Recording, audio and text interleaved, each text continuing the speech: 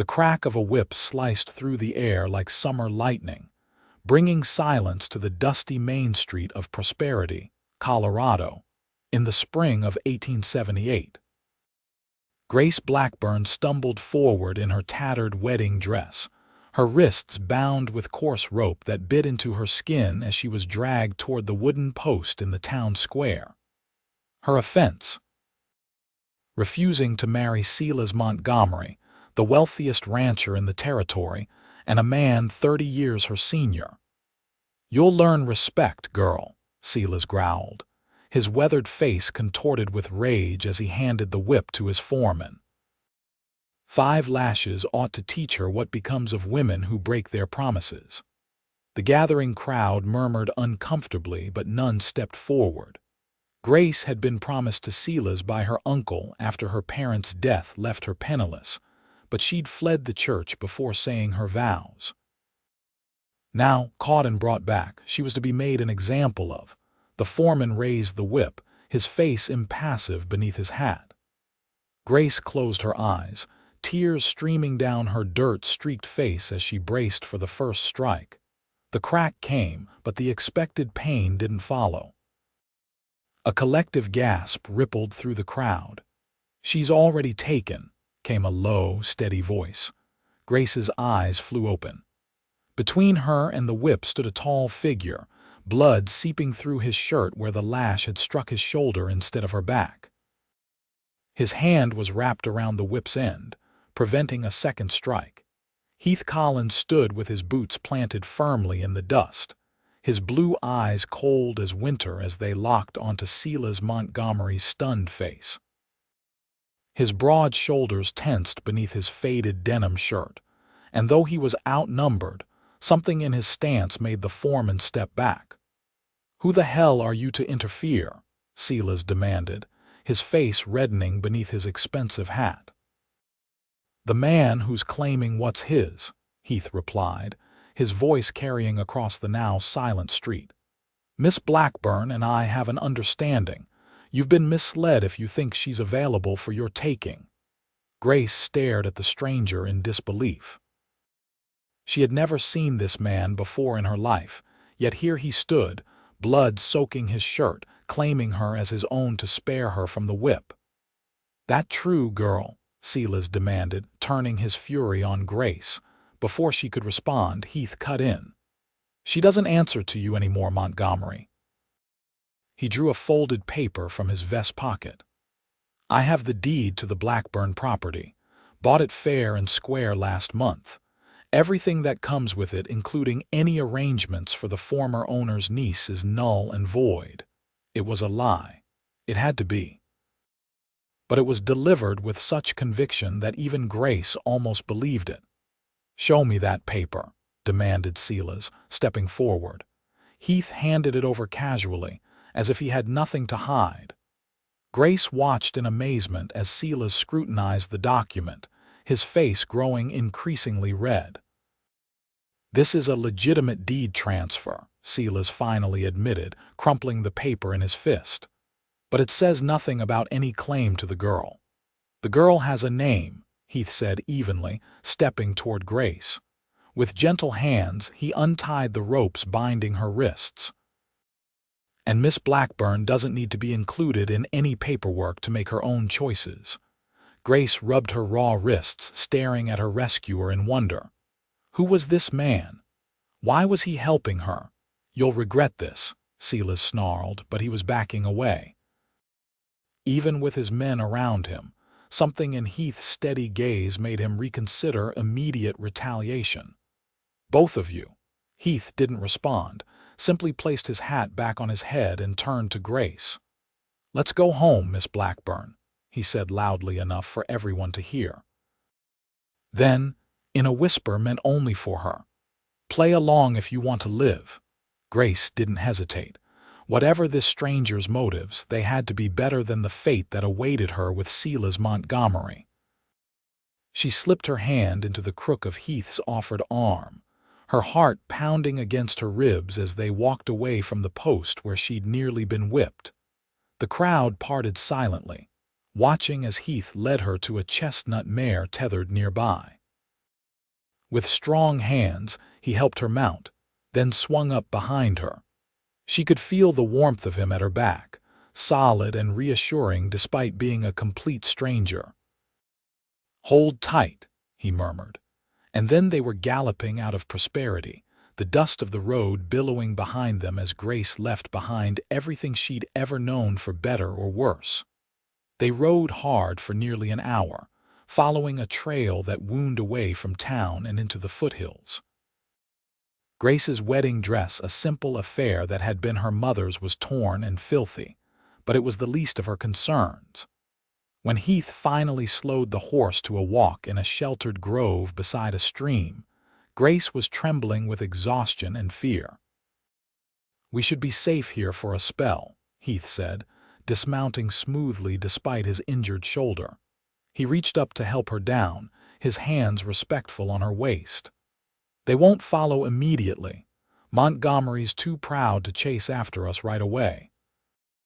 He'll wait, make it seem like he doesn't care, then come hunting when we least expect it." Grace stumbled as her feet touched the ground, her legs numb from the ride. Heath caught her elbow to steady her. "Why did you do that?" she asked, finding her voice at last. "You don't know me. You have no reason to risk your life." Heath moved to unsaddle the horse, wincing as the motion pulled at his wounded shoulder. "Let's just say I've got no love for men who use their power to hurt those weaker than themselves." He glanced at her. "And no woman deserves to be whipped for making her own choice about who to marry." Grace watched him care for the horse, this stranger who had placed himself between her and harm's way. He was tall and lean, with the muscled build of a man who worked hard for his living.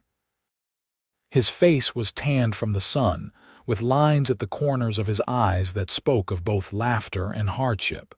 She guessed him to be around 30, though it was hard to tell with the shadow of his hat and the grim set of his jaw. "That paper," she said suddenly. "The deed. It was real." Heath's mouth quirked in a half-smile. "Real enough. It's the deed to my own homestead about 20 miles north of here. Montgomery was too angry to read it properly." He shrugged. "It bought us time, that's all. So you lied. Would you rather I told the truth and left you to that whip?" Grace shuddered, wrapping her arms around herself. "No, thank you." Heath nodded, then reached for his saddlebag, pulling out a canteen and a small bundle wrapped in cloth. "You should drink. And I've got some jerky and hardtack if you're hungry." Grace accepted the canteen gratefully, suddenly aware of how parched she was. The water was warm but clean, and she had to force herself not to gulp it all down at once. "What's your name?" Heath asked, settling on a fallen log and unwrapping the food. "Grace Blackburn," she replied, wiping her mouth with the back of her hand. "And you're Heath." "Collins, Heath Collins." He tore a piece of jerky in half and offered her the larger portion. "I ranch a small spread north of here. Nothing fancy, but it's mine." Grace took the jerky, studying him. "Why were you in Prosperity today?" "Came to town for supplies." He nodded toward his saddlebags. "Got most of what I needed before I saw the commotion in the square." He paused, looking at her directly. "Never expected to ride out with a runaway bride." Despite everything, Grace found herself smiling faintly. "I never expected to be one." She sobered quickly. "My uncle arranged the match after my parents died last winter. Silas Montgomery offered to pay off the farm's debts in exchange for my hand." She looked down at her ruined dress. "When I saw him waiting at the altar, looking at me like I was a prize heifer he'd purchased, I couldn't go through with it." Heath's expression darkened. "Montgomery's known for taking what he wants. Got half the county in his pocket and the other half too scared to stand against him." He ate a piece of jerky, chewing thoughtfully. "You were brave to run." "Not brave," Grace corrected. "Desperate and foolish. I had nowhere to go, no plan." She looked up at him. "What happens now?" "Where will you take me?" Heath's eyes met hers, serious and direct. "That depends on you, Miss Blackburn. I can take you to the next town over, set you up with enough money for a stagecoach ticket east, or—" He hesitated. "Or," she prompted, "or you could come to my ranch. It's isolated enough that Montgomery's men won't find you easily. You could stay until we figure out a more permanent solution." Grace considered his offer. A stranger's isolated ranch versus fleeing to an unknown city with no money and no prospects. Neither option was ideal, but at least Heath had proven himself willing to protect her. "Why would you do that?" she asked quietly. "Take in a stranger, risk Montgomery's wrath." Heath looked away, focusing on rebandaging his shoulder with a strip of cloth torn from his spare shirt. "Let's just say I've seen what happens when good folks stand by and do nothing in the face of men like Montgomery." There was a story there, Grace could tell, but she didn't press. Instead, she moved to help him with the bandage, her fingers steady despite her exhaustion. "Thank you," she said simply. "I'll go with you to your ranch, at least until I can make other arrangements." Heath nodded, something like relief flashing briefly in his eyes. "We'll rest here a bit longer, then ride through the night. Better to put more distance between us and prosperity before Montgomery gathers his men." As the afternoon shadows lengthened across the stream, Grace found herself studying her unlikely rescuer. She knew nothing about him beyond his name and the fact that he'd taken a whip meant for her back. It was madness to trust him, and yet what choice did she have? "Miss Blackburn," Heath said, breaking into her thoughts, "I want you to know that you'll be safe with me. I've got a spare room in my cabin. It's not much, but it's yours for as long as you need it. No strings attached." Grace met his gaze, searching for any hint of deception and finding none. "Thank you, Mr. Collins. I believe you." And surprisingly, she did. They rode through the night, stopping only to rest the horse and to eat a meager breakfast of the remaining hardtack as dawn broke over the eastern hills. Grace, exhausted from fear and the physical toll of the journey, found herself leaning back against Heath's chest, half dozing as they rode. He kept one arm around her waist, steadying her, his touch respectful even in her vulnerable state. By mid-morning they crested a rise and Heath drew the horse to a halt. "There it is," he said, his voice rumbling against her back. "Collins Ranch. Not much to look at, but it's home." Grace blinked away her fatigue, taking in the sight before her. Nestled in a green valley, protected by rising foothills, was a small but well-maintained homestead. A log cabin with a stone chimney stood near a creek, smoke rising lazily from its hearth. A barn and corral sat nearby, housing what looked like a dozen horses. Fields of early spring wheat stretched to the east, and a small herd of cattle grazed on the western slope. "It's beautiful," Grace said honestly. After the dusty streets of Prosperity and the harshness of her uncle's failing farm, the green valley seemed like paradise. Heath made a non-committal sound, but she could sense his pride in the place. "Been working it for 5 years now. Started with nothing but that cabin and 2 horses." As they rode down into the valley, a figure emerged from the barn, a young man of perhaps 20, wiry and alert. He shaded his eyes against the morning sun, then waved when he recognized Heath. "That's Daniel," Heath explained. "My ranch hand. Good kid. Parents died in a fever outbreak a few years back. He works the place with me." They drew closer, and Daniel's expression shifted from welcome to surprise as he took in Grace's presence and her tattered wedding dress. "Boss," he called, approaching cautiously. "Everything all right?" Heath dismounted, then helped Grace down. Her legs nearly buckled after the long ride, and she had to lean against the horse momentarily. "Daniel, this is Miss Grace Blackburn. She'll be staying with us for a while," Heath said, his tone making it clear he wouldn't elaborate further. "Miss Blackburn, Daniel Cooper." Daniel removed his hat, revealing a shock of sandy hair. "Madam," he said, nodding respectfully despite his obvious curiosity. "Mr. Cooper," Grace returned, suddenly acutely aware of her disheveled appearance. "Daniel, see to the horse," Heath directed. "She's had a hard ride." "Then bring Miss Blackburn's things to the cabin when you're done." "Things," Grace whispered as Daniel led the mare away. "He's discreet enough not to mention you don't have any," Heath replied quietly. "Come on, let's get you inside. You look dead on your feet." The cabin was simple but comfortable, 2 bedrooms off a main living area that combined kitchen and sitting room.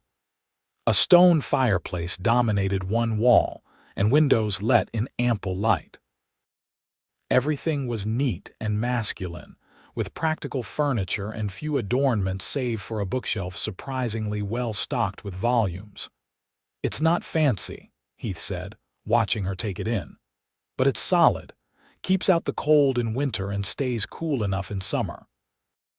"It's wonderful," Grace said sincerely.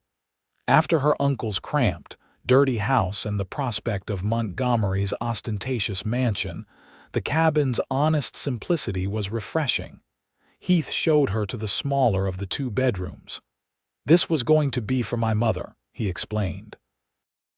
"I sent for her to join me last year, but she passed before she could make the journey." A shadow crossed his face briefly. "The bed's comfortable, though, and there's a trunk with some clothes that might fit you. They were hers, sent out afterward." Grace touched his arm lightly. "I'm sorry about your mother." Heath nodded once, accepting her sympathy without comment. "You should rest. We'll talk more later." Left alone, Grace explored the small room. The bed was indeed comfortable, covered with a handmade quilt in blues and greens. A chest at its foot contained women's clothing, simple dresses, blouses, and skirts, along with necessary undergarments. All were plain but well made, and though they might be slightly large on her frame, they would serve. After washing with water from the pitcher and basin on the dresser, Grace changed out of her ruined wedding dress, hanging it over a chair with mixed feelings. It had been her mother's, one of the few connections she still had to her parents. But it also represented everything she'd nearly been forced into. Dressed in a simple blue calico that had belonged to Heath's mother, Grace finally allowed herself to collapse onto the bed. Despite her racing thoughts and uncertain future, exhaustion claimed her immediately, and she fell into a deep, dreamless sleep. When she woke, the room was bathed in the golden light of late afternoon. For a moment, she was disoriented, but then the events of the previous day came rushing back. She sat up quickly, smoothing her borrowed dress and attempting to tame her tangled hair with her fingers. A soft knock at the door made her start. "Miss Blackburn," came Heath's voice. "There's food if you're hungry." "Just a moment," she called, quickly plaiting her hair into a simple braid. It was far from her usual neat appearance, but it would have to do. When she emerged, Heath was at the stove, stirring something that smelled delicious. He'd changed his shirt and bandaged his shoulder properly, and he'd clearly taken the time to wash up while she slept. "Hope you like stew," he said, not turning from his task. "It's nothing fancy, but it's filling." "It smells wonderful," Grace replied, hovering uncertainly in the doorway of her room. "Can I help with anything?" Heath glanced over his shoulder, his expression softening slightly when he saw her in his mother's dress. "You could set the table if you don't mind. Plates are in that cabinet." Grateful for something to do, Grace busied herself with the table. As she worked, she stole glances at her rescuer. In the homey setting of the cabin, with his guard slightly lowered, he seemed less intimidating than he had in town. There was a gentleness to his movements as he prepared the meal, a care that belied his rugged exterior.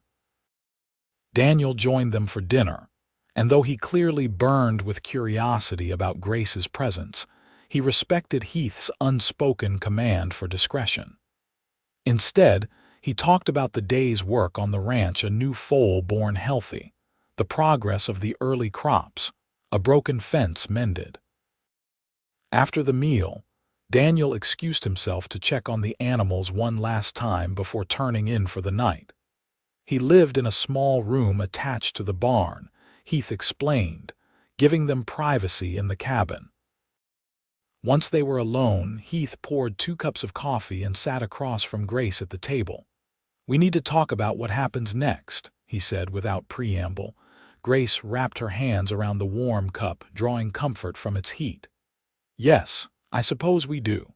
Heath studied her for a moment. "Montgomery won't let this go, you know that, right? Men like him don't take kindly to being publicly defied, especially by a woman." "And a stranger who claimed she was his," Grace added softly.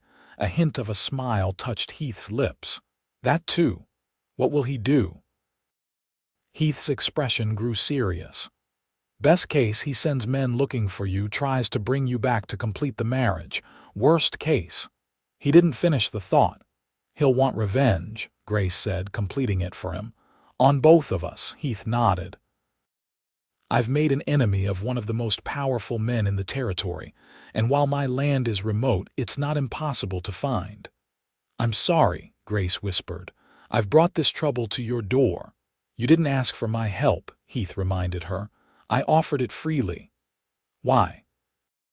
The question that had been burning in her mind since the moment he'd stepped between her and the whip finally escaped her lips.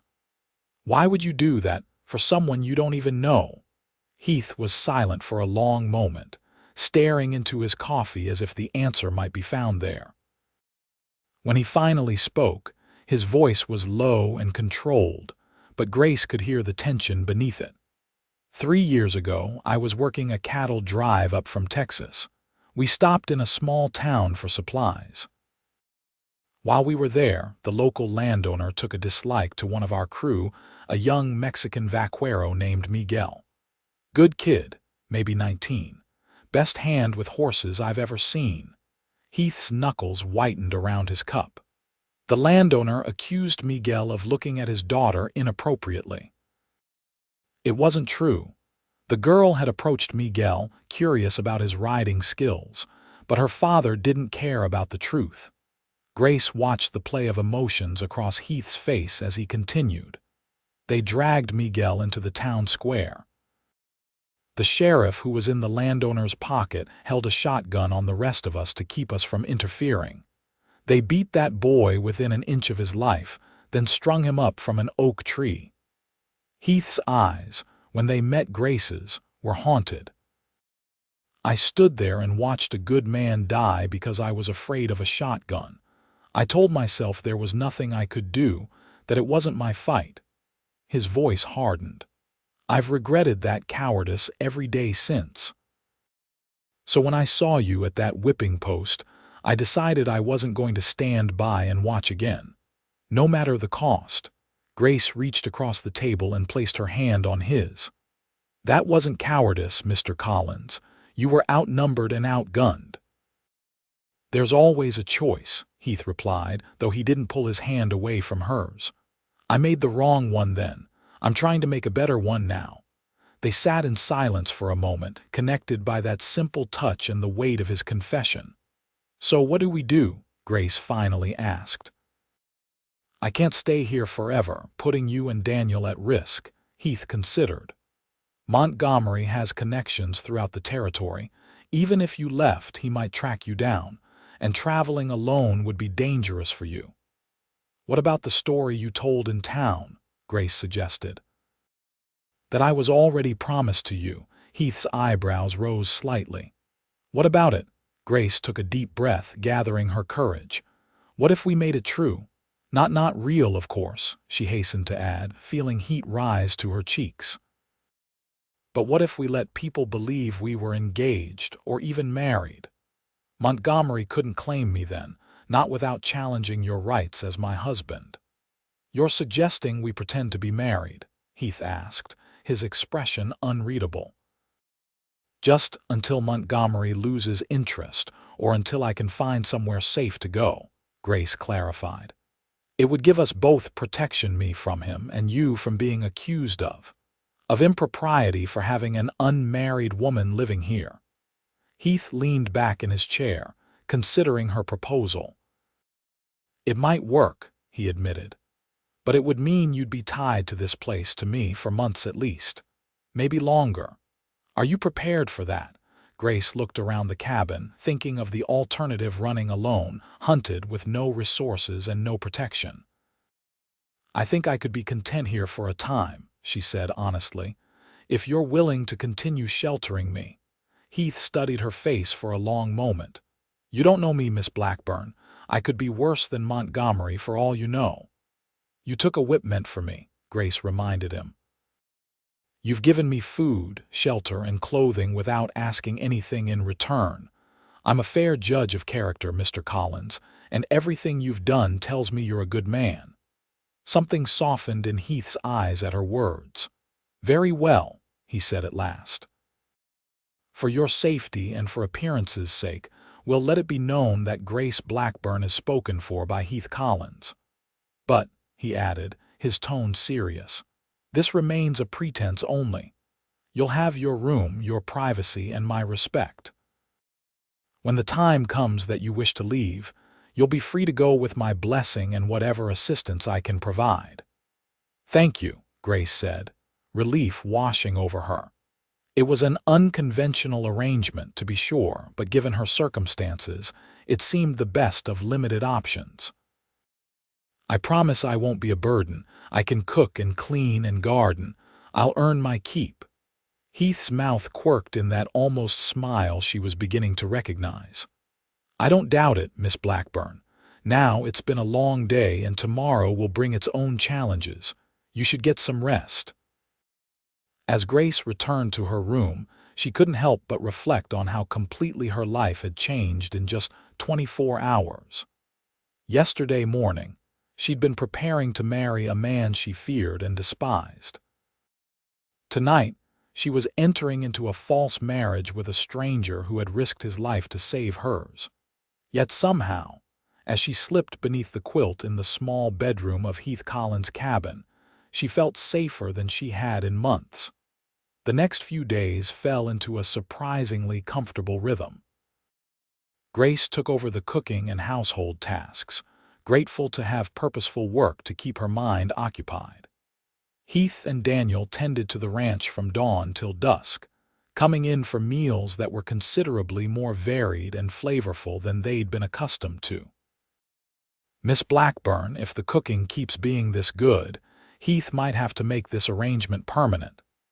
Daniel joked over breakfast on the third day, then immediately looked mortified when he realized the implication of his words. Heath shot him a warning glance, but Grace just smiled. I'm glad you're enjoying the food, Mr. Cooper. It's the least I can do in exchange for your hospitality. Later that morning, as Grace hung laundry on the line behind the cabin, she noticed a dust cloud approaching from the south. Her heart quickened with alarm. Heath. She called, abandoning the washing and hurrying toward the corral where he was working with a young horse.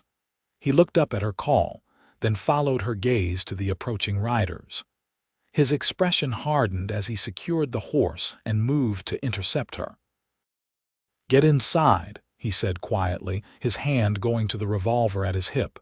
Stay there until I come for you. Grace hesitated. Is it Montgomery's men? Can't tell yet, but we're not taking chances. Heath turned to Daniel, who had joined them. Get the rifle from the barn. Don't shoot unless I give the word. Grace retreated to the cabin, her hands trembling as she closed the door behind her. Through the window, she watched Heath stand his ground as 3 riders approached. Relief washed over her when she recognized none of them as Montgomery or his men from Prosperity. The lead rider, an older man with a silver-streaked beard, dismounted and extended his hand to Heath. They spoke for several minutes, too far away for Grace to hear their conversation. Finally, Heath nodded toward the cabin and began leading the visitors in her direction. Taking a deep breath, Grace smoothed her borrowed dress and went to the door, opening it just as Heath reached the porch steps. Grace, he called, using her first name deliberately, she realized. "We've got company. This is Sheriff Taylor from Silver Creek and his deputies." The older man removed his hat as he approached. "Madam," he said respectfully, "Sheriff James Taylor, sorry to intrude on your day." "Not at all, Sheriff," Grace replied, trying to keep her voice steady. "Would you care for some coffee?" "That's mighty kind, but we won't be staying long," Taylor replied. His eyes were kind but assessing as they took in her appearance. Mr. Collins here tells me you two are planning to marry soon." Grace felt heat rise to her cheeks but met the sheriff's gaze steadily. "Yes, that's right." Known each other long, Heath stepped onto the porch beside her, close enough that their shoulders nearly touched. "We've been corresponding for about a year," he said smoothly. "Grace was staying with relatives in Prosperity while we made arrangements." It was a clever lie, Grace realized. One that would explain why no one in the area had heard of their supposed relationship before now. Sheriff Taylor nodded slowly. "I see. Well, the reason I'm asking is that I've had some inquiries from Silas Montgomery over in Prosperity. Says a woman who was promised to him was taken against her will by a stranger." "That's not true," Grace said firmly, genuine indignation coloring her voice. "My uncle tried to force me into a marriage with Mr. Montgomery without my consent. When I refused, Montgomery ordered me whipped publicly." She lifted her chin. "Heath stopped it and brought me home where I belong." The sheriff's eyebrows rose slightly. "Is that so?" He looked to Heath. "You stopped a public whipping." "Caught the lash myself," Heath confirmed, rolling his shoulder slightly where the wound was still healing. "Told Montgomery she was already taken. He didn't take kindly to the news." Sheriff Taylor glanced between them, his expression thoughtful. "Montgomery's got influence in these parts.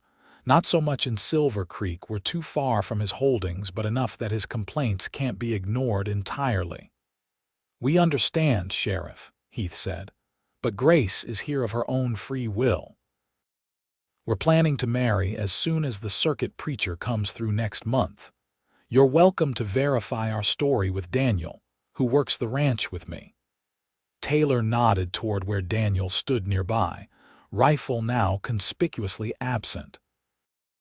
"Already spoke to the young man while you were coming to the house. His story matches yours." The sheriff settled his hat back on his head. "Well, Miss Blackburn, it seems to me you've made your choice clear. I'll inform Montgomery that you're accounted for and that there was no kidnapping, just a woman choosing her own path." His eyes twinkled suddenly.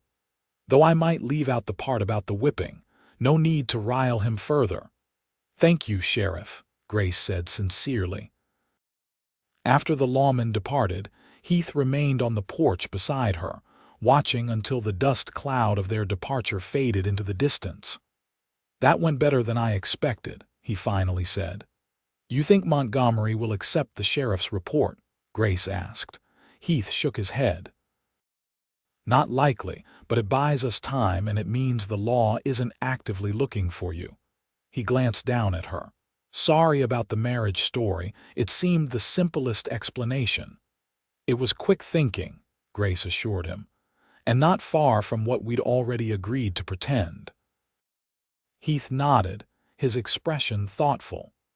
"The circuit preacher does come through these parts next month. We should be prepared in case anyone asks about the wedding." "Of course," Grace agreed, though the thought of maintaining their deception to that extent made her heart beat a little faster.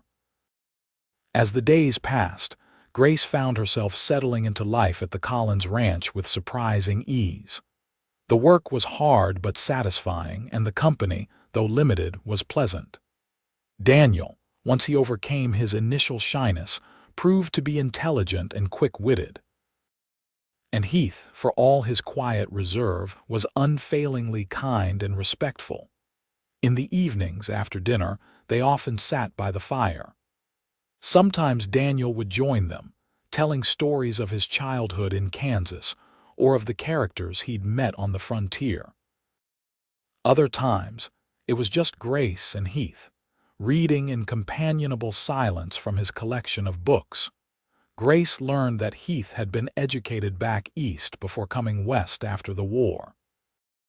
He'd worked as a cowhand, a scout, and briefly as a deputy marshal before saving enough to stake his claim on the land that was now his ranch. His knowledge of literature surprised her. He could quote Shakespeare and Thoreau with equal facility, and he had thoughtful opinions on the works of Dickens and Eliot. "How does a man with your education end up ranching in the Colorado wilderness?" she asked him one evening as they sat side by side, a copy of The Scarlet Letter open on her lap.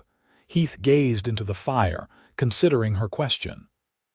"I came west looking for something I couldn't find back east. Space, maybe, or freedom," he shrugged. After the war, the cities felt too confining, too many memories. Out here, a man can build something with his own hands, see the results of his labor directly. "Do you ever miss it? Civilization?" "Sometimes," he admitted. "The museums, the libraries, good coffee." That almost smile appeared briefly. "But then I step outside in the morning and see the mountains against the sky, and I know I'm where I belong." Grace nodded, understanding completely. Despite the circumstances that had brought her here, she'd come to appreciate the wild beauty of Heath's land. The dawn breaking over the eastern ridge, the way the creek caught the last golden light of sunset, the stars, more numerous than she'd ever imagined possible, spreading across the night sky like diamond dust. "What about you?" Heath asked, breaking into her thoughts. "What would you be doing if circumstances hadn't brought you here?" Grace closed the book, considering. "I'm not sure. Before my parents died, I was teaching at the local school. I enjoyed it, helping children discover the world through books and numbers." She sighed. "After my father's death, my uncle made it clear he considered education a waste for a woman. He wanted me focused on finding a husband who could take me off his hands." "Is that what you want? Marriage and family?" "Someday," Grace said honestly, "but I want it to be my choice. With someone I respect and who respects me in return." She glanced at him. "What about you? No wife waiting in the wings for the successful rancher?" Heath shook his head. "Ranch life is hard on women, isolated, demanding. It would take a special kind of person to choose this life willingly." "Someone who values freedom and open skies," Grace suggested softly. "Who can see the beauty in simplicity." Their eyes met across the small space between their chairs, and something shifted in the air between them, a recognition, perhaps, of kindred spirits despite their different paths to this shared hearth. The moment was broken by Daniel's arrival, stomping snow from his boots as he entered with news of a wolf spotted near the cattle. Heath rose immediately, reaching for his coat and rifle. "I'll be back," he told Grace. "Don't wait up if it gets late." As the door closed behind the men, Grace remained by the fire, the book forgotten in her lap as she pondered the strange turns her life had taken, and the unexpected warmth she felt whenever Heath Collins looked at her with those serious blue eyes. The weeks passed, and spring advanced across the land, bringing new growth and color to the valley. Grace's days fell into a pleasant routine of household tasks, gardening and helping with the lighter ranch work. She found herself humming as she worked, surprised by her own contentment in this temporary arrangement. Heath, too, seemed to be adjusting to her presence. His natural reserve gradually softened, and he began to include her in discussions about the ranch, valuing her opinions and suggestions. They still maintained separate rooms and proper boundaries, but their conversations grew longer, their silences more comfortable, their occasional touches a hand helping her down from the wagon, fingers brushing as they passed dishes at dinner more natural. One warm afternoon in mid-May, Nearly a month after her arrival, Grace was gathering early vegetables from the garden when she heard the sound of approaching horses. Setting down her basket, she shaded her eyes against the sun to see Heath riding in with Daniel and two strangers, a man and a woman.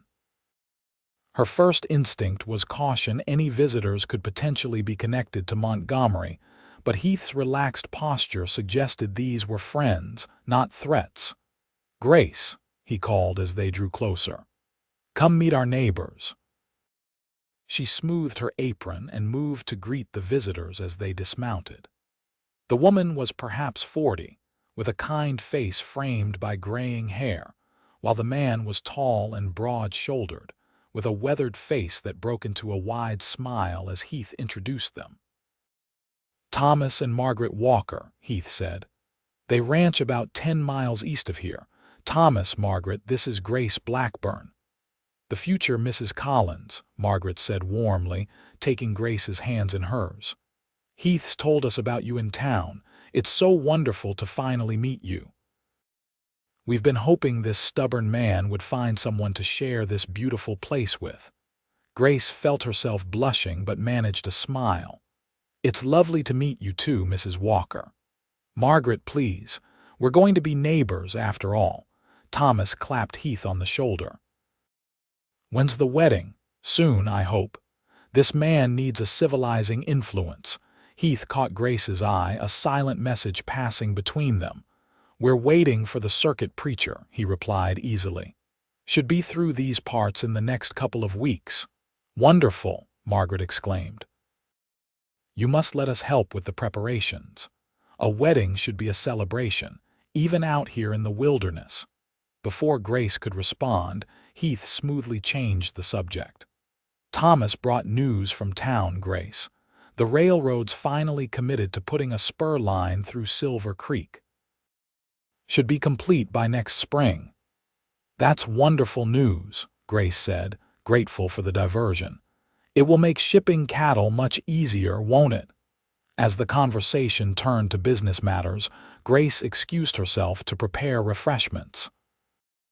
In the kitchen, she took a moment to compose herself, unsettled by how naturally everyone, including herself, had fallen into the fiction of her engagement to Heath. She was arranging cookies on a plate when Margaret joined her, offering to help carry things outside where the men had settled on the porch. "Heath seems different," the older woman commented as she poured lemonade. "More settled. Happier. You're good for him." Grace focused on her task, unsure how to respond to the genuine warmth in Margaret's voice. "He's a good man," she said finally. "I'm fortunate to have found him." Margaret patted her arm. "And he's fortunate to have found you. I've known Heath for 3 years now, since he first claimed this land. He's always been capable, respected, but solitary, too contained within himself." Her eyes, shrewd and kind, studied Grace's face. "Love has a way of opening a person up, don't you think?" Love. The word hung in the air between them, and Grace felt something twist in her chest.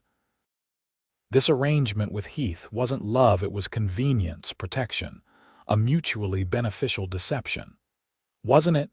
Yet she couldn't deny the flutter in her stomach when he smiled at her across the dinner table. The way she listened for his footsteps returning to the cabin each evening. The contentment she felt simply sitting beside him in comfortable silence. "Yes," she replied softly. "I suppose it does." The Walkers stayed for dinner, and Grace found herself genuinely enjoying their company. Margaret was practical and warm, full of useful advice about managing a household in the remote wilderness. Thomas told entertaining stories about the early days of settlement in the valley, including several about Heath's first fumbling attempts at ranching that had the normally stoic man actually laughing out loud. As dusk fell, the Walkers prepared to leave, extracting promises that Heath and Grace would visit their ranch soon. Margaret hugged Grace tightly. "I'm so happy Heath won't be alone anymore," she whispered. "This country is too hard for a person to face without someone to share it with." After their guests departed, Grace and Heath stood together on the porch, watching the walkers ride away into the gathering darkness. "I like them," Grace said, breaking the silence. "Good people," Heath agreed. "They helped me through my first winter here when I was still figuring things out." "Probably saved my life, truth be told," Grace glanced at him. "They seem very invested in our engagement." Heath sighed, running a hand through his hair. "I'm sorry about that. When I went to town last week, they cornered me, asking why I hadn't been around. I needed an explanation for having a woman staying at the ranch, so I told them about you, about us." He looked genuinely contrite. "I didn't expect them to be so enthusiastic about it." "It's all right," Grace assured him. "It makes our story more convincing if people like the walkers believe it." Heath studied her face in the fading light. "Does it bother you, pretending like this?" Grace considered the question carefully. "Not as much as it probably should," she admitted. "The walkers are good people who care about you. Their happiness for us comes from a genuine place." She hesitated. "What about you? Does it bother you to let people believe we're to be married?" Something flickered in Heath's eyes, an emotion Grace couldn't quite identify. "No," he said quietly. "It doesn't bother me at all." The circuit preacher arrived the following week, earlier than expected. Word spread quickly through the scattered community, and soon Grace found herself facing the moment she and Heath had discussed, but never fully planned for, maintaining their engagement fiction in the face of an actual opportunity to marry. "Reverend Phillips will be holding services at the Walkers' Ranch on Sunday," Daniel announced at breakfast. "Margaret sent word. She says they're expecting everyone to attend, especially," he glanced between Grace and Heath, "especially you two, since you've been waiting for the preacher to make it official." Heath set down his coffee cup slowly. "I see. What should we do?" Grace asked once Daniel had left for his morning chores. Heath leaned back in his chair, his expression thoughtful. "We have options. We could say we've decided to wait a bit longer, or that we need more time to prepare for a proper ceremony." Would people believe that? Grace wondered. "Out here, I imagine most couples marry quickly when the opportunity presents itself."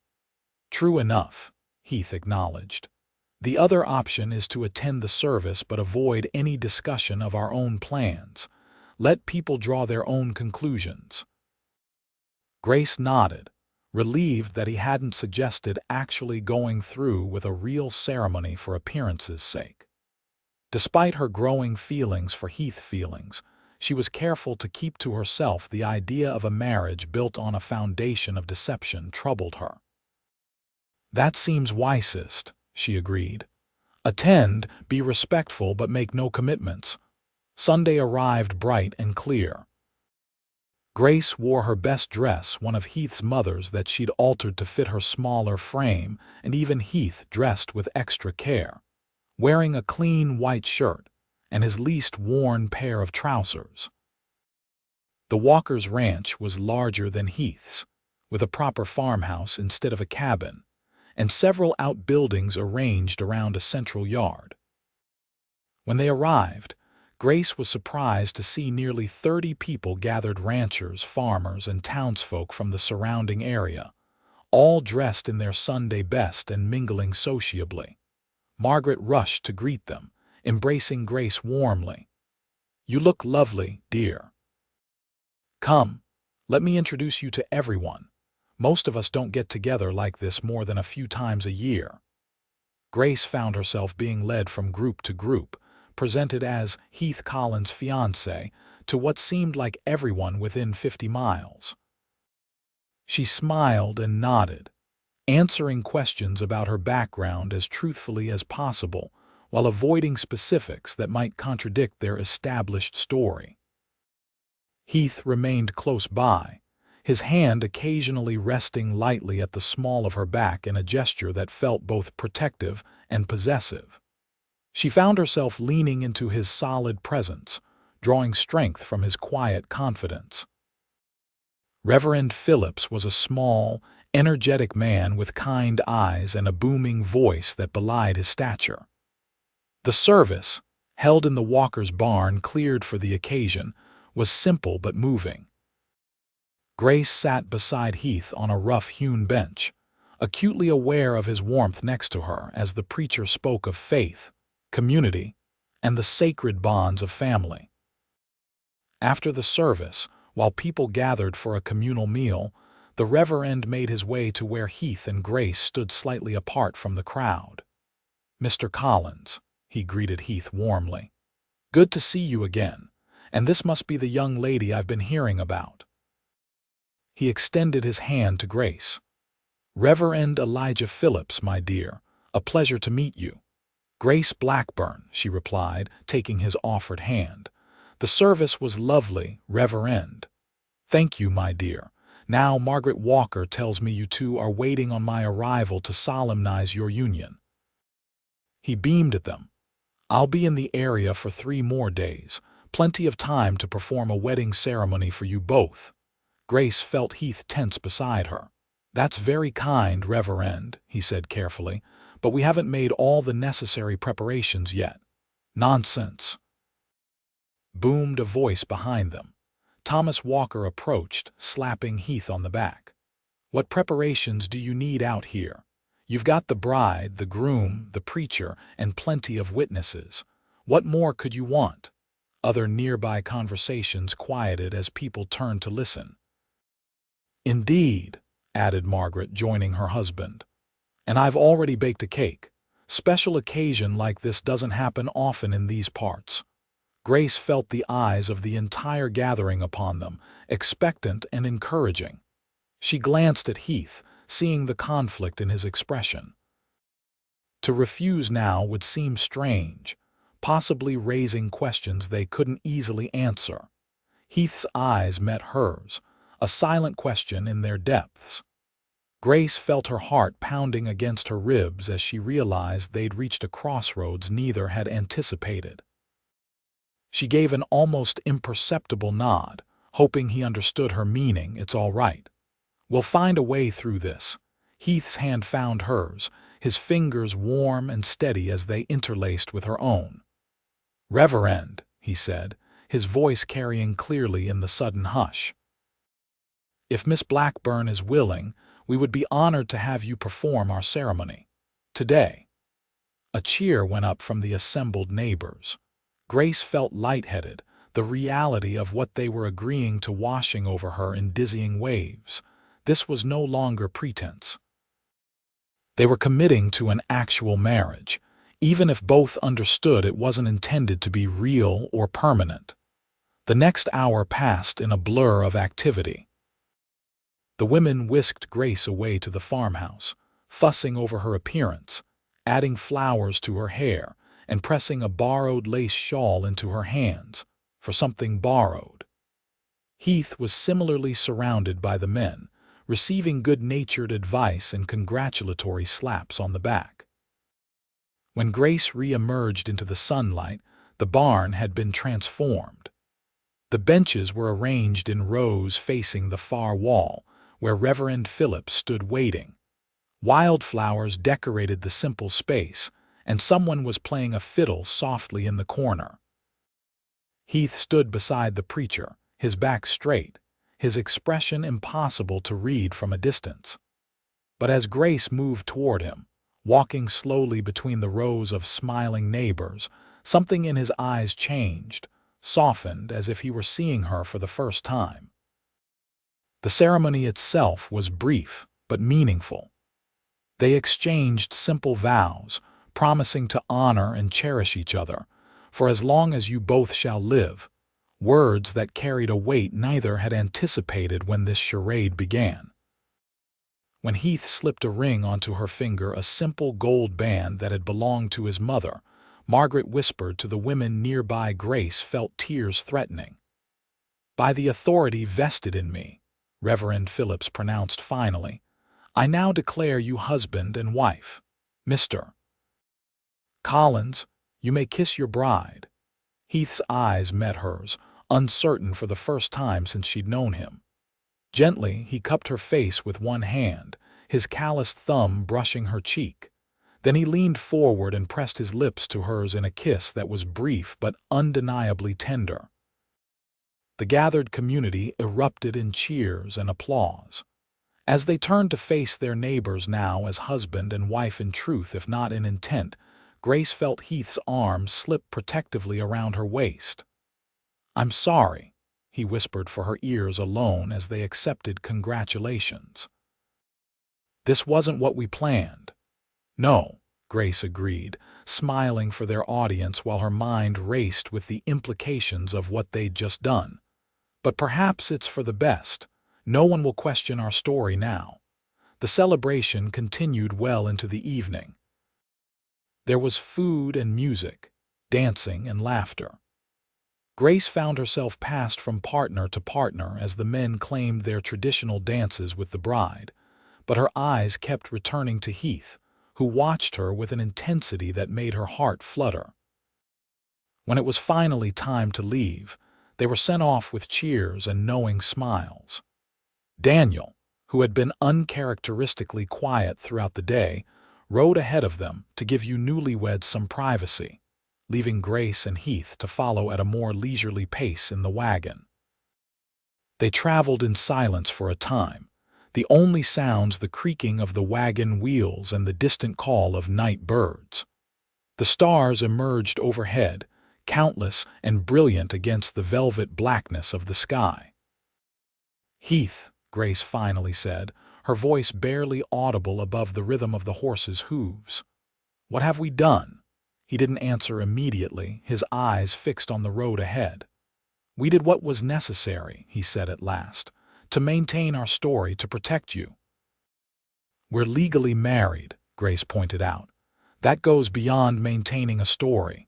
Heath glanced at her, his face partly shadowed in the moonlight. "I know, and I'll understand if you're angry. It wasn't what we agreed to." "I'm not angry," Grace said truthfully, "just overwhelmed. I never expected to marry like this, with no planning, no courtship, to someone I've known for barely a month." "It doesn't have to be permanent," Heath reminded her. "When Montgomery is no longer a threat, or when you decide you want to leave, we can seek an annulment, explain the circumstances." An annulment, of course. This wasn't a real marriage, it was a continuation of their deception, now with legal documentation. Yet the thought brought an unexpected pang of sadness. "Yes," she agreed quietly. "That would be the sensible thing to do." They reached the ranch to find Daniel had lit lanterns in the cabin and discreetly made himself scarce. The sight of the familiar building, now technically her home in truth rather than just in pretense, brought a fresh wave of confusion to Grace's already tumultuous emotions. Heath helped her down from the wagon, his hands strong and sure at her waist. "I'll see to the horses," he said. "You go on inside." Grace nodded, suddenly shy in a way she hadn't been before. At the door she paused and looked back at him, silhouetted against the star-filled sky. "Heath." He turned, waiting. "Thank you," she said simply. "For everything." His expression softened. "Good night, Grace. Sleep well." Inside the cabin, Grace moved through the familiar rooms with new awareness. This was her home now legally, officially for however long their arrangement lasted. The gold band on her finger caught the lamplight as she prepared for bed, a tangible reminder of the vows they'd exchanged. As she lay in her bed, still her separate bed, in her separate room, Grace found herself replaying the events of the day. The ceremony. The celebration. The brief, gentle kiss that had sealed their unexpected union. And beneath it all, the growing realization that her feelings for Heath Collins had become far more complicated than she'd been willing to admit, even to herself. Life as Mrs. Heath Collins began with surprisingly little change to their daily routine. They still occupied separate bedrooms, still worked side by side on the ranch, still shared meals and evening conversations by the fire. Yet there was a new awareness between them, an unspoken acknowledgement that their relationship, however temporary they both claimed it to be, had crossed into territory neither had anticipated. The gold band on Grace's finger felt heavier some days than others. She noticed Heath watching her sometimes when he thought she wasn't looking, his expression thoughtful and unreadable. They never spoke of the ceremony or what it meant beyond its practical purpose of securing her safety from Montgomery's reach. Word of their marriage spread quickly through the scattered community. Neighbors stopped by with gifts and well wishes. Letters arrived from distant acquaintances Heath had notified of his recent happiness. To all appearances, they were a newly wedded couple settling into married life on their remote ranch. It was during one such neighborly visit, about 2 weeks after the wedding, that Grace first heard news of Silas Montgomery since her escape.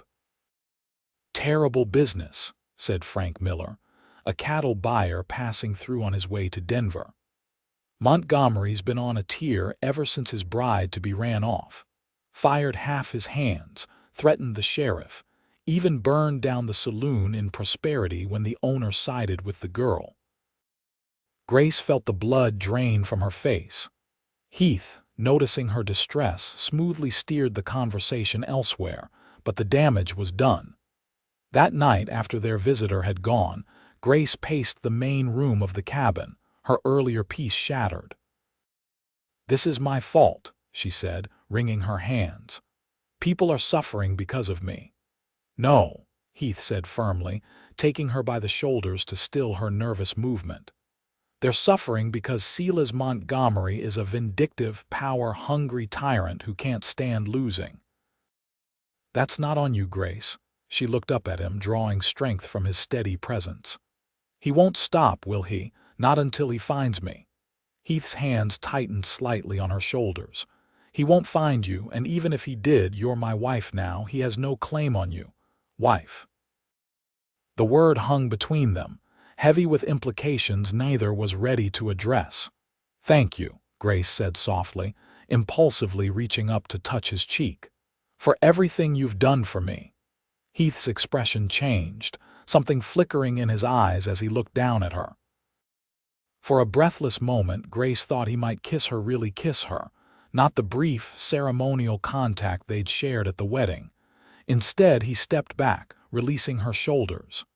"It's late," he said, his voice rougher than usual. "We should get some rest."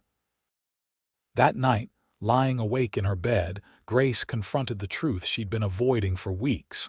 She was falling in love with Heath Collins, not with the idea of him as her protector or the convenience of their arrangement, but with the man himself. His quiet strength, his unwavering integrity. The gentle way he treated everyone around him, from Daniel to the most difficult horse in his care. But did he feel anything for her beyond a sense of responsibility? He'd taken on this burden, her safety, her reputation, even her legal status, without complaint. But that didn't mean he wanted a true marriage. The careful distance he maintained, even after their wedding, suggested he saw their arrangement exactly as they'd initially defined it: temporary, practical, and ultimately destined to end. The following day brought unexpected visitors: Sheriff Taylor and 2 deputies, their expressions grim as they dismounted in the yard. Heath met them outside while Grace watched anxiously from the window. The conversation appeared tense, with the sheriff doing most of the talking while Heath listened, his posture growing increasingly rigid. When Heath finally came inside, his face was tight with controlled anger. "What is it?" Grace asked, fear clutching at her heart. "Is it Montgomery?" Heath nodded, removing his hat and running a hand through his hair. "Montgomery's filed formal charges against me for kidnapping and against you for breach of contract. Claims you were legally promised to him and that I took you by force." "That's absurd," Grace protested. "I made no contract with him. It was my uncle's arrangement and I never agreed to it." "Sheriff knows that," Heath assured her. "He's not here to arrest either of us. He came to warn us that Montgomery's hired men are looking for you, professional bounty hunters, not just ranch hands. His jaw tightened, and he's offering a substantial reward. Grace sank into a chair, the implications hitting her like a physical blow. What do we do? Heath knelt before her, taking her trembling hands in his. Sheriff Taylor believes our best option is to get legal confirmation of our marriage from the territorial court in Denver. Once it's officially recorded that you're my wife, Montgomery's claims of prior contract would be invalidated. Denver, Grace repeated. That's at least a week's journey each way. Heath nodded. I'd need to go in person to file the papers and testify to the validity of our marriage. Reverend Phillips has already provided a sworn statement, but I need to appear before the judge. When would you leave? Tomorrow morning. The sooner this is settled, the better. Grace tightened her grip on his hands. I'll come with you. Heath shook his head firmly. It's too dangerous. If Montgomery's men are watching the roads, they'd be looking for a couple traveling together. You'll be safer here with Daniel. But Grace. Heath's voice was gentle but unyielding. I can travel faster alone, and I'll be less conspicuous. Daniel's a good shot, and the ranch is remote enough that it's unlikely anyone would find it without guidance. He squeezed her hands. I need to know you're safe while I'm gone. She wanted to argue further, but the logic of his plan was undeniable. How long will you be gone? 2 weeks, maybe 3, depending on how quickly the court processes the papers. He reached up to brush a strand of hair from her face, the gesture unexpectedly tender. I'll come back to you as soon as I can. I promise. The next morning dawned clear and cool. Heath prepared for his journey with methodical efficiency, checking his supplies and weapons while Grace packed food for the first few days of his trip. Daniel promised to guard the ranch and Grace with his life, a vow Heath acknowledged with a solemn nod of appreciation. When it was time to leave, Heath took Grace aside for a private farewell.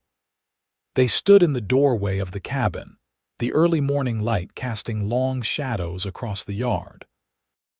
If anything happens, Heath said quietly, anything at all that makes you feel unsafe, Daniel will take you to the walkers.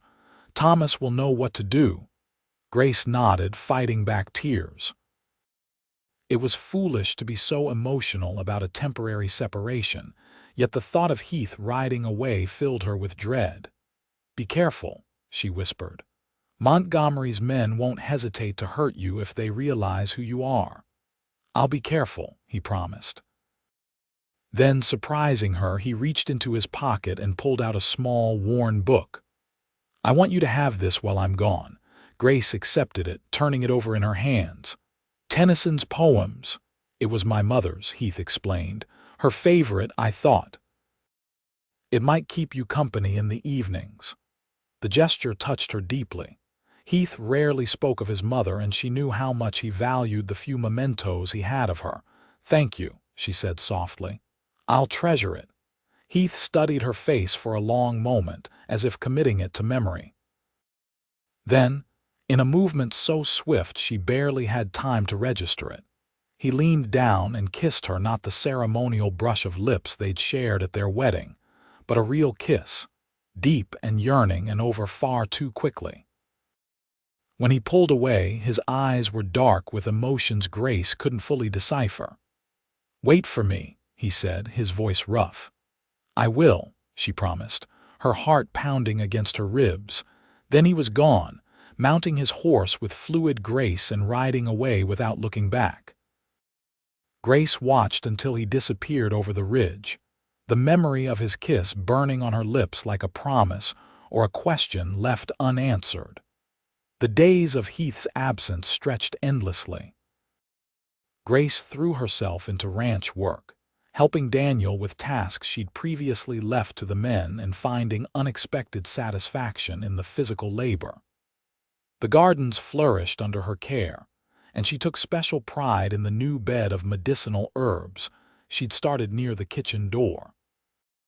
In the evenings, She read from Heath's book of Tennyson, finding comfort in the familiar poems and in the knowledge that Heath's mother and Heath himself had touched these same pages.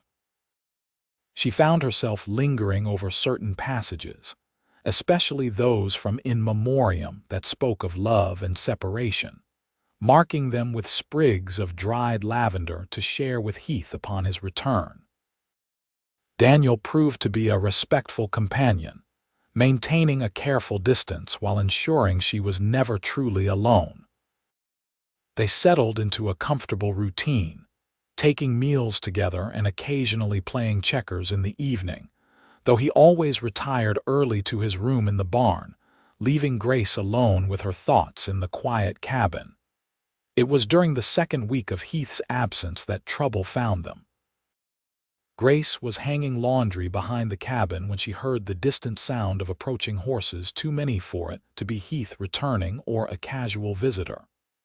Her heart leaped into her throat as she dropped the damp sheet back into the basket and hurried around to the front of the cabin. Daniel was already there, rifle in hand, scanning the horizon where a dust cloud marked the approach of at least 4 riders. "Get inside, Mrs. Collins," he said tersely, using her married name deliberately. "Lock the door. Use Heath's shotgun if anyone tries to enter." Grace did as he instructed, her hands shaking as she slid the bolt on the door and retrieved the shotgun from its place above the fireplace. Through the window, she watched Daniel position himself on the porch, his young face set in determined lines as the riders drew closer. They were strangers, hard-faced men with the weathered look of those who lived rough lives on the frontier. The leader, a tall man with a scar bisecting his left cheek, reined in his horse a cautious distance from the cabin. "Afternoon," he called to Daniel. "Looking for a man named Collins." "Heath Collins, this his spread. Who's asking?" Daniel replied, not lowering his rifle. "Name's Jackson. Got business with Collins about a horse he might be interested in selling." The man's eyes scanned the property, lingering on the cabin windows where Grace stood watching. "He around?" "He's away on business," Daniel said. "I manage the ranch when he's gone. If you're interested in horses, you can talk to me." Jackson's mouth twisted in what might have been a smile. "That's mighty disappointing. Heard Collins had himself a new wife. Pretty little thing that used to live over Prosperity Way. Thought I might pay my respects." Grace's blood ran cold. These weren't casual visitors or legitimate buyers. They were Montgomery's bounty hunters here for her. Daniel's posture stiffened, but his voice remained steady. "Mr. Collins and his wife are private folks. Not much for receiving strangers. You'd best state your real business or move along." Jackson exchanged glances with his companions. "Seems to me you're mighty young to be giving orders, boy. Why don't you step aside and let us talk to the missus ourselves?" "The lady's not receiving visitors," Daniel insisted. "And I'm old enough to know when someone's lying about their intentions." The atmosphere shifted palpably, tension crackling in the air like the warning before a lightning strike. Grace tightened her grip on the shotgun, her mouth dry with fear. "Last chance, boy," Jackson said, his hand moving casually toward the pistol at his hip. "Step aside or things might get unpleasant." What happened next occurred so quickly Grace could barely follow it. Daniel fired a warning shot into the air, causing the bounty hunter's horses to rear in alarm. Jackson drew his pistol, aiming at Daniel, but before he could fire, the crack of a rifle shot echoed from the ridge behind the cabin. Jackson clutched his shoulder, blood blossoming on his shirt as he toppled from his horse. His companions whirled toward the new threat, drawing their own weapons, but 2 more shots in rapid succession sent them scrambling for cover. "Grace." "Daniel." Inside now came a familiar voice from the ridge. Heath. He had returned. Daniel backed toward the cabin, keeping his rifle trained on the remaining bounty hunters. Once inside, He barred the door as Grace ran to the back window, searching for Heath among the rocks of the ridge. She spotted him moving swiftly from boulder to boulder, using the terrain for cover as he worked his way down toward the cabin. The bounty hunters, recovering from their initial surprise, began firing in his direction, forcing him to keep low. "He needs help," Grace said, determination replacing her fear. She checked the shotgun, making sure it was loaded. "I'm going out the back to give him covering fire." "Mrs. Collins, Heath would skin me alive if I let you," Daniel began. "I'm not asking permission," Grace interrupted. "Heath is my husband, and I won't hide while he's in danger." The words felt right, truer than anything she'd said in weeks. "Just tell me what to do." Daniel studied her face, then nodded reluctantly. "Stay low. Fire only when you have a clear shot, and for God's sake, be careful." Grace slipped out the back door, keeping close to the ground as she moved toward a stack of firewood that would provide some protection. From there, she could see Heath making his way down the slope, using scattered pines for cover. The bounty hunters had split up, two moving toward the front of the cabin while one circled toward Heath's position. Taking a deep breath, Grace raised the shotgun and fired at the man approaching Heath. The blast kicked hard against her shoulder, nearly knocking her back, but she saw the bounty hunter dive for cover, momentarily distracted from Heath's position. Heath used the diversion to sprint the remaining distance to the cabin, sliding in beside Grace behind the woodpile. His eyes widened when he saw her with the shotgun. "What the hell are you doing out here?" he demanded, though there was more worry than anger in his voice. "Helping my husband," Grace replied simply. "What's the plan?" Despite the gravity of their situation, something like admiration flickered in Heath's eyes. "Daniel's still inside," Grace nodded, "covering the front." "Good. Two of them are pinned down by the corral. The one you just scared is working his way around to flank us." Heath checked his rifle. "We need to get back inside without exposing ourselves." "The root cellar," Grace suggested. "The entrance is just past the garden. It connects to the cabin through the trapdoor in the pantry." Heath's eyebrows rose. "How did you know about that? I never showed you." "I found it while cleaning," Grace explained. "It seemed like something I should know about." A faint smile touched Heath's lips. "You continue to surprise me, Mrs. Collins." He scanned the yard. "All right. When I give the word we'll make for the cellar, I'll cover our retreat." Grace nodded, her heart pounding but her hands steady on the shotgun. At Heath's signal, they moved swiftly across the open ground toward the root cellar doors set into the earth behind the garden. A shot kicked up dirt at their heels, but Heath turned and fired twice in response, forcing their pursuer to take cover. They reached the cellar doors, and Heath pulled them open, ushering Grace inside before following and closing the heavy wooden doors behind them. Darkness enveloped them, broken only by thin streams of light filtering through cracks in the aging wood. "Are you all right?" Heath asked, his voice close in the darkness. "Yes," Grace assured him, trying to slow her racing heart. "You're back early." Even in the dimness, she could see his smile. "Is that really what you want to talk about right now?" Despite everything, Grace found herself smiling back. Perhaps not the most pressing concern.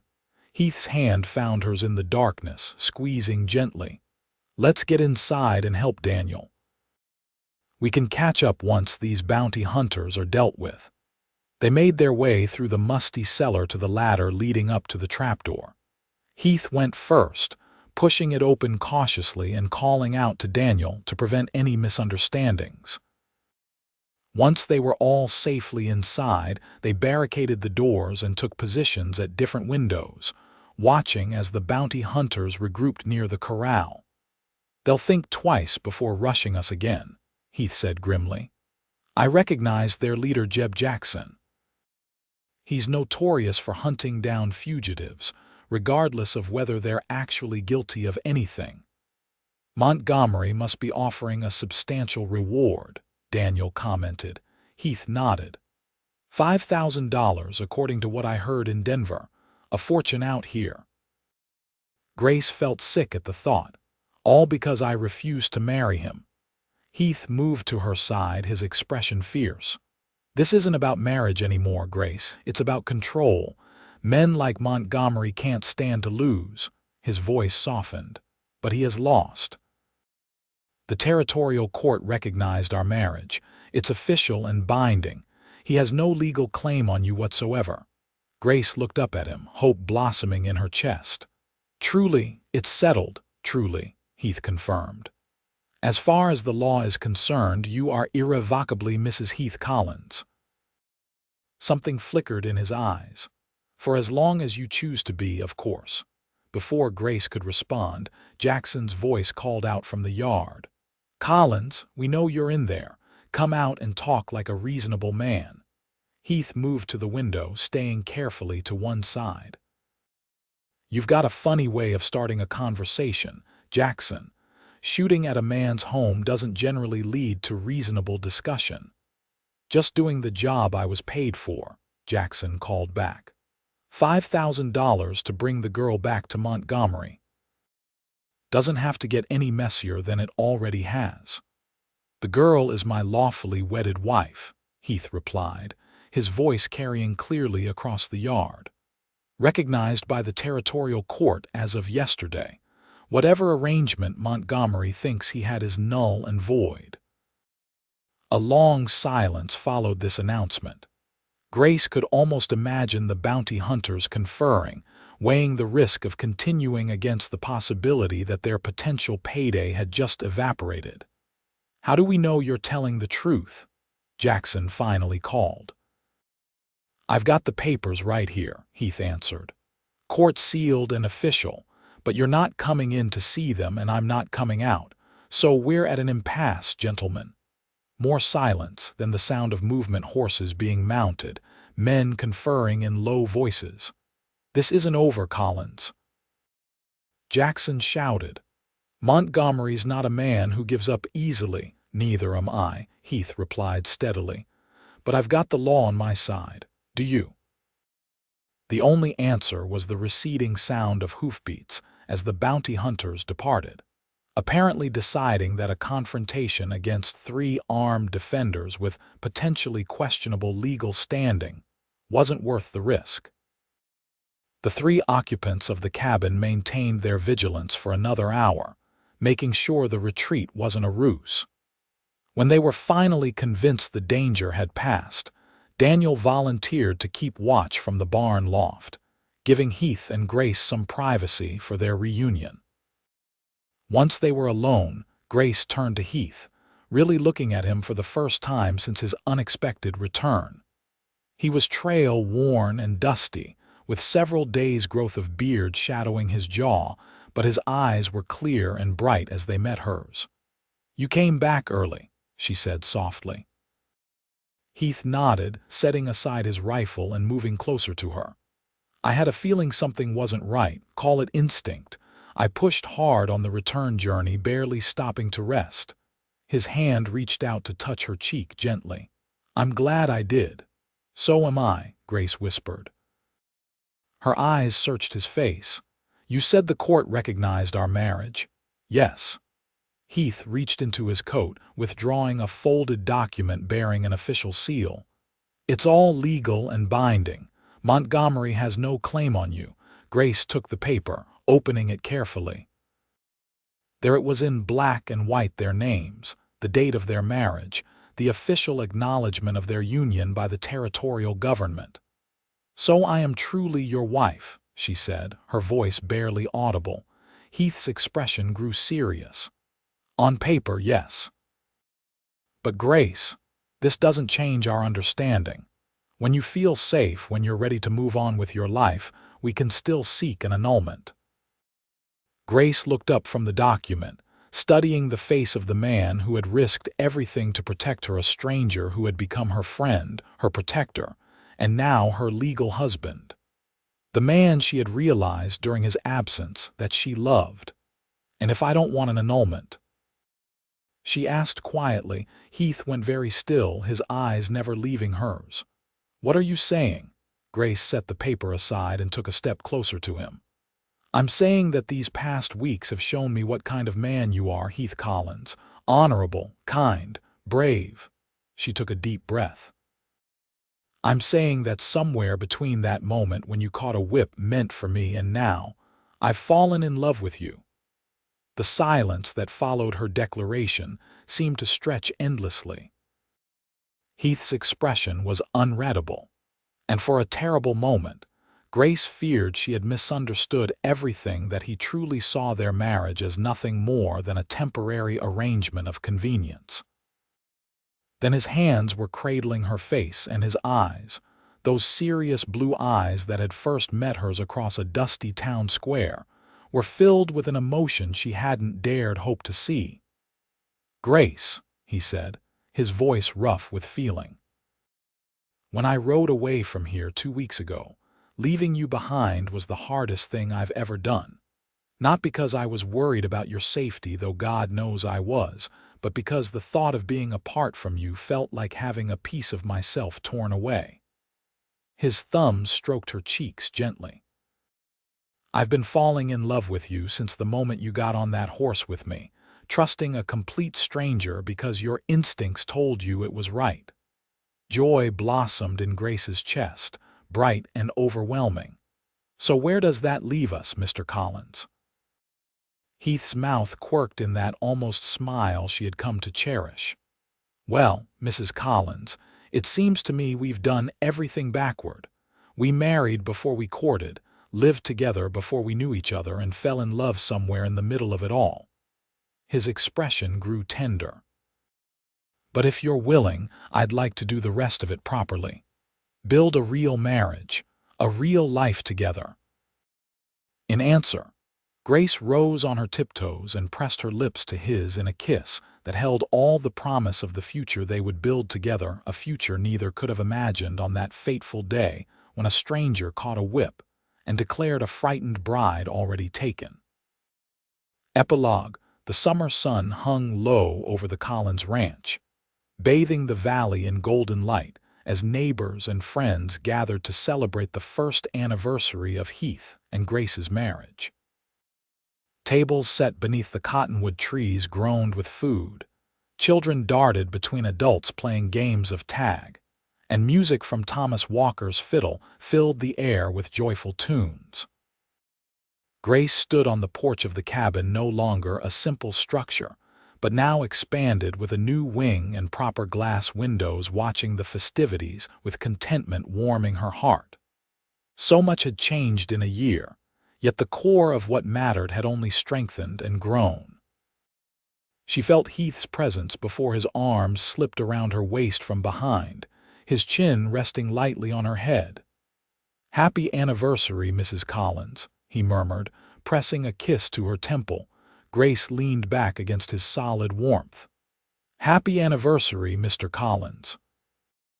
They stood together, observing their guests.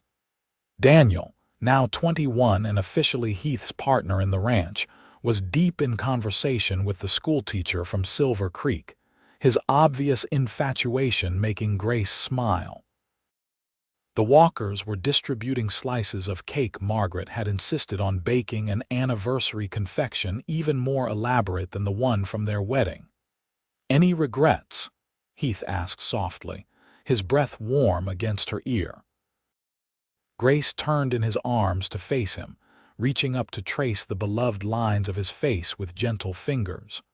"Only that we wasted so much time being cautious with each other. Separate bedrooms for nearly 2 months after our wedding. Scandalous." Heath's laugh rumbled in his chest, a sound that had become wonderfully common over the past year. "As I recall, it was you who insisted on propriety until we were certain of our feelings. A mistake I've thoroughly rectified," Grace teased, rising on her toes to kiss him properly. A small voice interrupted their moment. "Mama, Papa, come see what Uncle Daniel gave me." They turned to find 4-year-old Emily Collins, their adopted daughter, orphaned in a fever outbreak in Silver Creek 6 months earlier, racing toward them, her dark curls bouncing with each step. In her hands, she proudly displayed a tiny carved wooden horse. Heath swept the child into his arms, examining her treasure with appropriate admiration. "That's fine craftsmanship. Did you thank Uncle Daniel properly?" Emily nodded vigorously. "I gave him a big hug, just like you taught me." Grace's heart swelled as she watched them together, this family they had built from loss and chance and love. Heath had taken to fatherhood with the same quiet competence he brought to everything, his initial nervousness giving way to deep devotion that Emily returned wholeheartedly. "Mama's got a secret," Emily announced suddenly, looking at Grace with mischievous eyes. Heath raised an eyebrow. "Is that so?" Grace felt a blush warming her cheeks. She'd planned to tell Heath privately later that evening, but it seemed their precocious daughter had other ideas. "And what secret is that, Miss Emily?" Heath asked, glancing between his wife and daughter with growing curiosity. Emily leaned forward conspiratorially, though her stage whisper was clearly audible to anyone nearby. "Mama says I'm getting a baby brother or sister for Christmas." "Isn't that the best present ever?" Heath's eyes widened, his gaze flying to Grace's face and then down to her still flat stomach. "Grace, is it true?" She nodded, happiness bubbling up inside her like a spring. "Dr. Parker confirmed it yesterday when he was in town. December, he thinks." The joy that transformed Heath's face was something Grace knew she would remember for the rest of her life. Still holding Emily, he reached out with his free arm to pull Grace into a family embrace, pressing his forehead to hers. "Thank you," he whispered, his voice thick with emotion. "For what?" Grace asked, blinking back happy tears. "For refusing Montgomery, for trusting a stranger, for giving me a family I never dreamed I'd have." Heath's arms tightened around them both. "For everything." Over Heath's shoulder, Grace's gaze fell on the new barn where a whip hung on the wall, the same whip that had first brought them together. Heath had kept it as a reminder, he said, of how the worst moments can sometimes lead to the greatest blessings. "We've come a long way from that day in prosperity," she murmured. Heath followed her gaze, understanding immediately. His expression grew tender as he looked back at her. "And we've got a lifetime still ahead of us." As the sun set over their home and their guests raised glasses in celebration of their anniversary, Grace Collins knew with absolute certainty that she had found her place in the world not as a bride forced into an unwanted marriage, but as a woman who had chosen her own path and the man with whom she would walk it. And it had all begun with a single act of courage, a stranger stepping between her and harm's way, catching a lash meant for her back, and declaring with quiet authority, "She's already taken."